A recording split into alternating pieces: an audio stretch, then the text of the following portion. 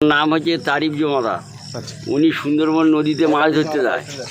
মাছ ধরতে গিয়ে আসার পথে হচ্ছে গিয়ে ক্যানিং ব্রিজের ধারে ওর মোটামুটি ওই বজ্রাঘাত পড়ে মরে। আচ্ছা, ওরা ছিল কজন? ওরা ছিল 5 জন।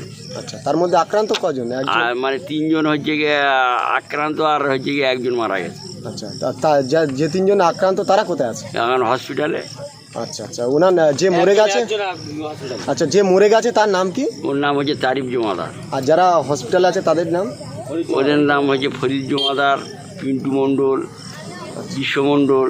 আচ্ছা, যে মরে গেছে ওর কটা বাচ্চা কাচ্চা আছে? ওরা ফ্যামিলি কজন? ওর বৃষ্টিটার আগে ওই যে আমঝাড়ায় গিয়েছিল, দুটো কাঁকড়া নিয়ে গেছিল, কাঁকড়া দুটো বিক্রি করবে, নাতির জন্য ওষুধ আনবে আর দুধ কিনে নিয়ে আসবে। ওই জন্য যেতে আস্তে আস্তে রাস্তায়তে ওই রাস্তায় কাজটা করেছে। আচ্ছা, উনি ওই তাহলে ক্যাঁকড়া বিক্রি করতে গিয়েছিল, এই তো? হ্যাঁ, উনি কি মূলত কাজ ওই চাষবাসের কাজ করে।